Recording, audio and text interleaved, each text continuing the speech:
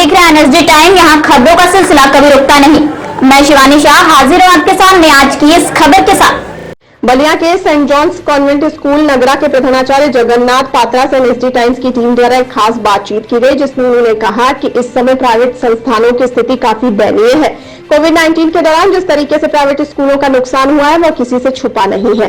इसमें पढ़ाने वाले शिक्षक बिना किसी के पैसे के कोविड-19 के दौरान कार्य किए हैं और ऑनलाइन पढ़ाई भी बच्चों को दिए हैं, लेकिन इन सारी बातों के बाद भी सरकार का इन स्कूलों की तरफ कोई ध्यान नहीं जा रहा है। आखिर प्राइवेट स्कूल में पढ़ने वाले शिक्षकों की मासिक वेतन क्या होगी? उन्होंने कहा कि अभी भी अभिभावक के अंदर डर बना हुआ है कि न जाने कब यह बंद हो जाए, जिसके कारण वो अपने बच्चों का एडमिशन नहीं करा रहे हैं। आइए देखते हैं बलिया से हमारे संवाददाता डी प्रसाद की ये रिपोर्ट। मैं सेंट जॉन्स कॉन्वेंट स्कूल का प्रिंसिपल हूँ, Jagannath Patra from Orissa, Jagannath Dhampuri. NSD time में बात करने के लिए आपको बहुत बहुत धन्यवाद सर। आपको आप हमारे लिए अपनी बातों को रख सकें।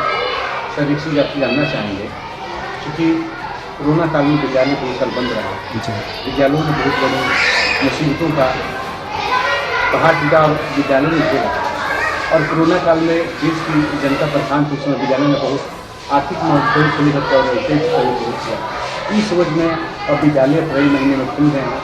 इस सोच में उस समय से लेकर आज तक विद्यालयों से किन किन समस्याओं का सामना करना पड़ा? देखिए, कोरोना काल के समय में जैसे कि गाइडलाइन आने लगा उसी हिसाब से तो विद्यालय चलने लगा, लेकिन जो अफवाह फैलाया गया है उसी के वजह से ही गार्डियन क्या कहे हैं कि बच्चों को स्कूल छोड़ने के लिए ही नाकार कर दिए थे। लेकिन जितना ही एक्चुअली देखा गया, जो भी वेव्स आया है, फर्स्ट वेव आया है, सेकंड वेव आया है, थर्ड वेव आया है, तो इसी तीनों वेव में बच्चों के ऊपर में इफेक्ट नहीं पड़ा है। कोरोना का कोई इफेक्ट नहीं है। अगर इसके ऊपर में सरकार उसको देखते हैं कि हाँ बच्चे इसमें ज़्यादा से इफेक्ट होते हैं, तब तो स्कूल के ऊपर है पहले तो अफवाह को बंद किया जाए और विद्यालय को अच्छी तरह से सब ये चलाया जाए, जिसके वजह से ही विद्यालय परिवार भी सुरक्षित रहेंगे और बच्चों का भी नुकसान नहीं हो। बच्चे देखिए, हम लोग जब अभी नए बच्चे का एडमिशन लेते हैं, टेस्ट करते हैं, टेस्ट में होता है क्या है कि बहुत बच्चे हैं क्लास 4 में पढ़ रहा था कोरोना के पहले ही, अभी इसी सेशन में 6 में आना है, लेकिन उसमें देखिए हम लोग मजबूर होकर 6 में एडमिशन लेते हैं, लेकिन उनके पास कोई एबिलिटी नहीं है 6 का पढ़ने का। तो ये बहुत बड़ी चीज़ है, कैसे हम लोग उसको कवर कर पाएंगे? 2 साल का जो उनका नुकसान हुआ है तो उसको 1 साल में 2 साल में कैसे कवर कर पाएंगे? ये हम लोग के लिए बहुत बड़ा चैलेंजिंग चीज़ हो गया है। यही है, और इसी को लेके गार्डियन अभी भी चुपचाप बैठे हैं, लोग भेज नहीं रहे हैं, और सब डर रहे हैं कि फिर कोई अभी कुछ समय के पहले ही एक आदमी आया था, सर फिर कोरोना आ जा रहा है, चाइना में आ रहा है। मैं कह रहे तो आए रहे हैं, अभी तक तो जो भी गवर्नमेंट का जो डिसीजन लिया गया है तो वो लेंगे। हम लोग अभी क्यों इतना घबरा रहे हैं? आप इस तरह की कैसे कह रहे हैं? सर अप्रैल महीने चल रहे हैं जी, अप्रैल महीने चल रहे हैं जी, का समय है जी। आपके विद्यालय में आधुनिक व्यवस्थाओं को देखते हुए क्या व्यवस्था है? आधुनिक व्यवस्था के देखिए, हमारा जो यहाँ पे कोरोना के बाद ही सरकार का गाइडलाइन के हिसाब से जो सिस्टम है सब उस प्रकार का हम लोग व्यवस्था किए हैं। बच्चों के लिए पठन पाठन के लिए क्या व्यवस्थाएं? पठन पाठन के लिए देखिए, ये हमारा मैनुअल है, तो उसमें मैनुअली पढ़ाया जाता है, और कुछ बच्चों को जो है उसको डिजिटल भी पढ़ाया जाता है। हमारा एक दूसरा स्कूल है तो उसमें डिजिटल भी ये किया जाता है। यहाँ पे जगह छोटा सा है, और उन बच्चों को लेके भी वहाँ पे डिजिटल जो स्कूल है तो उसी स्कूल में उन लोगों को प्रोजेक्टर के माध्यम से भी पढ़ाया जाता है। छोटा स्कूल है और इसमें हम लोग का जो जितना ही है उन लोग को एडजस्ट किया जाता है। और आपके विद्यालय में बच्चों के लिए क्या व्यवस्थाएं दी जा रही हैं? बच्चों के लिए देखिए, एक्चुअली उन लोग को जैसे कि पानी पीने का व्यवस्था है तो आरओ का व्यवस्था किया गया है। वो लोग बैठने के लिए जितना सीट है, जितना चाहिए, एक क्लास में सपोज 40 बच्चे बैठेंगे, उन लोग के लिए परफेक्ट व्यवस्था भी किया गया है। अब छोटे बच्चों को खेलने कूदने के लिए पर्सनली बात होता है।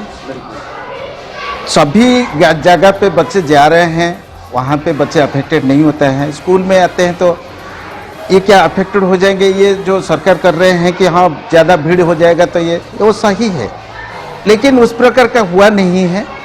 ठीक है, ये सरकार का अपना अपना ये होता है, रूल एंड रेगुलेशन होता है, तो उसी हिसाब से विद्यालय को बंद किए हैं। हमारा कोई ऑब्जेक्शन नहीं है। विद्यालय को किन समस्याओं का सामना करना पड़ा? देखिए इसमें देखिए सब जब विद्यालय जब बंद हो गया है, सारा गाड़ियाँ खड़ी हो गई और इसके बाद ही हमारा टीचर्स जो है उनको जब विद्यालय नहीं खुलेगा तो उसमें पेमेंट नहीं हो पाएगा। बच्चे तो गार्डियन पेमेंट नहीं देंगे, तो जब पेमेंट नहीं देंगे तो टीचर्स को कहाँ पे क्या हम लोग पेमेंट दे पाएंगे?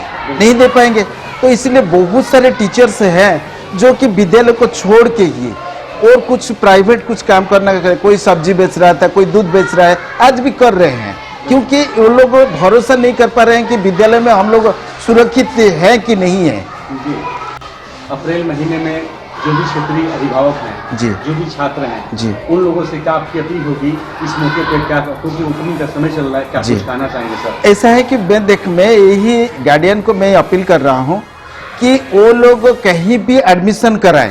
जी, हम नहीं कह रहे हैं कि हमारे स्कूल में कराएं, कहीं भी एडमिशन कराएं, लेकिन जल्दी से जल्दी, अप्रैल महीना बीत गया है, जल्दी से जल्दी वो लोग एडमिशन कर दें, क्योंकि बच्चों का जितना तो नुकसान हो गया है और नुकसान करना नहीं चाहिए। तो इसलिए एडमिशन करें, कुछ तो सीखेगा। एक दिन में वो लोग सोचते चलिए 2 दिन के बाद करेंगे, 2 दिन के बाद नहीं, आज ही करना है तो आज ही करें, जिसके वजह से वो बच्चा का कुछ तो रिकवर हो जाएगा। ये मेरा अपील है। क्योंकि ईद का महीना चल रहा है, जी, जी। 2 तारीख के त्योहार है जी, सभी क्षेत्रवासियों, जनपदवासियों, देशवासियों को आपकी तरफ से क्या, विद्यालय की तरफ से क्या शुभकामनाएं? विद्यालय तरफ से उस दिन जो ईद का जो पालन किया जा रहा है, मेरे सारे मुस्लिम भाइयों को मैं हार्दिक शुभकामना दे रहा हूं। तो वो लोग शांतिपूर्ण रूप से ही सभी सारे हिंदू और मुस्लिम भाई आपस में मिलजुल के इसी ईद पर्व को पालन करें। NSC टाइम से बात करने के लिए बहुत बहुत धन्यवाद सर आपको। इस कड़ी में बस इतना ही। ताजा तरीन खबरों के लिए बने रहिए एनएसडी टाइम्स के साथ। मुझे दीजिए इजाजत, नमस्कार।